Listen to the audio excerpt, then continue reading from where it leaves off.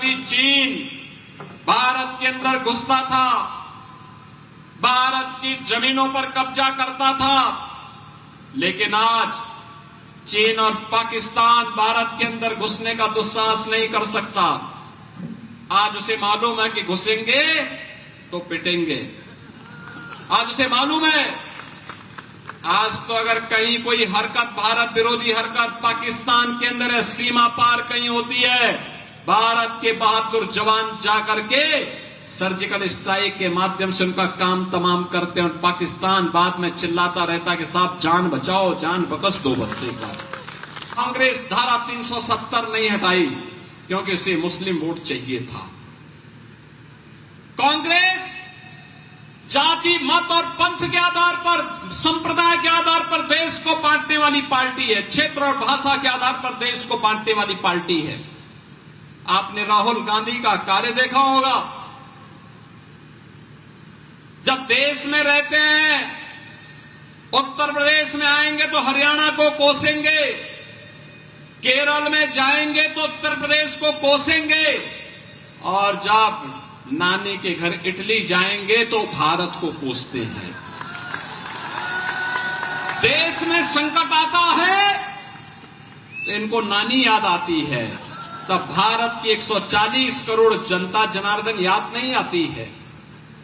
बहनों और भाइयों, एक और देश के खिलाफ इतना शत्रुता का भाव रखने वाली कांग्रेस है, परिवारवाद से जकड़ी हुई इन लोग हैं, आम आदमी पार्टी है जो जेल और बेल के चक्कर में ही अभी पड़े हुए हैं, जिनका कोई ठिकाना नहीं है, जिनको केवल वादा खिलाफी करना ही जिनका एकमात्र पहचान बन चुकी है। और दूसरी तरफ प्रधानमंत्री मोदी जी के नेतृत्व में भारतीय जनता पार्टी है, जो कहा सो किया, सुरक्षा और समृद्धि का बेहतर कार्य करके दिखाया है। श्री मनोहर लाल खट्टर जी हो या फिर श्री नायब सिंह सैनी, हरियाणा के विकास के लिए पूरी प्रतिबद्धता के साथ कार्य करते हुए इन लोगों ने हरियाणा को भारत के विकास का एक केंद्र बिंदु बनाने का कार्य किया है। अभी मैं आया हूं यहां पे, सबसे पहले मैंने यहां देखा है, जैसे ही मैं सोनीपत में आया, यहां पे इस राई में आया हूं, मुझे यहां के स्पोर्ट्स यूनिवर्सिटी के दर्शन हुए। स्पोर्ट्स यूनिवर्सिटी, देश के अंदर 3 स्पोर्ट्स यूनिवर्सिटी बन रही है, एक हरियाणा में और एक हम यूपी में बना रहे हैं। यूपी में भी एक स्पोर्ट्स यूनिवर्सिटी बन रही है। बहनों और भाइयों, सोनीपत हो या पानीपत या बागपत, याद करिए, ये वे क्षेत्र हैं जो आज जनपद के रूप में हैं, जिनको कभी पांडवों ने दुर्योधन से कहा था कि भाई 5 गांव, भगवान कृष्ण ने कहा था 5 गांव दे दो, 5 गांव दे दो, संतुष्ट हो जाएंगे पांडव, युद्ध नहीं होगा। लेकिन दुर्बुद्ध दुर्योधन कहां मानने वाला था, महाभारत का युद्ध करवा दिया, और फिर उस परिणाम क्या होना था जो सबके सामने है। बहनों और भाइयों, मैं आज आप सबसे आह्वान करने के लिए आया हूं, भारतीय जनता पार्टी ने जो कहा सो करके दिखाया। याद करिए, अभी कुछ दिन पहले यहां का एक नौजवान, भारत की सेना का जवान, भारत की सेना पर शहीद हुआ था। यह हरियाणा के बहादुर जवानों का शौर्य और पराक्रम है, जो देश की सीमाओं की सुरक्षा के लिए सदैव तत्पर होकर के कार्य करते हैं, अपनी पूरी जवानी लगाते हैं। और इसीलिए भारत के इन बहादुर जवानों के शौर्य और पराक्रम के लिए पूरा देश उन्हें सैल्यूट करता है, उन्हें उनके प्रति, उनके बलिदान के प्रति नमन करता है। लेकिन कांग्रेस के समय में देश की सीमाएं सुरक्षित नहीं थी। कभी पाकिस्तान, कभी चीन भारत के अंदर घुसता था, भारत की जमीनों पर कब्जा करता था, लेकिन आज चीन और पाकिस्तान भारत के अंदर घुसने का दुस्साहस नहीं कर सकता।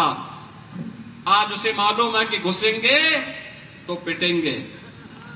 आज उसे मालूम है, आज तो अगर कहीं कोई हरकत, भारत विरोधी हरकत पाकिस्तान के अंदर है, सीमा पार कहीं होती है, भारत के बहादुर जवान जाकर के सर्जिकल स्ट्राइक के माध्यम से उनका काम तमाम करते हैं और पाकिस्तान बाद में चिल्लाता रहता कि साहब जान बचाओ, जान बकस दो बस एक बार। ये नए भारत की नई तस्वीर है जो अपने देश की सुरक्षा भी और भारत की संप्रभुता को भी सुरक्षा रखने के लिए एक जज्बा रखता है। और दूसरी तरफ बहनों और भाइयों, याद करिए, मैं आया, मैंने आपसे पहले आते ही कहा राम राम। अयोध्या में रामलला का भव्य मंदिर भी बन गया, 500 वर्षों का इंतजार समाप्त हो गया।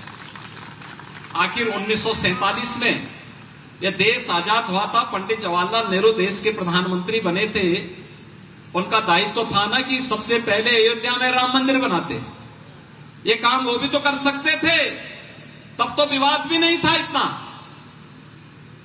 लेकिन जब भारतीय जनता पार्टी की सरकार बनी, सारे विवाद समाप्त करवाए गए और आज अयोध्या में भगवान राम का भव्य मंदिर का निर्माण भी हो गया है।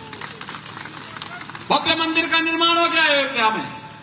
भगवान राम का भव्य मंदिर 500 वर्षों के बाद रामलला अयोध्या में विराजमान हो गए।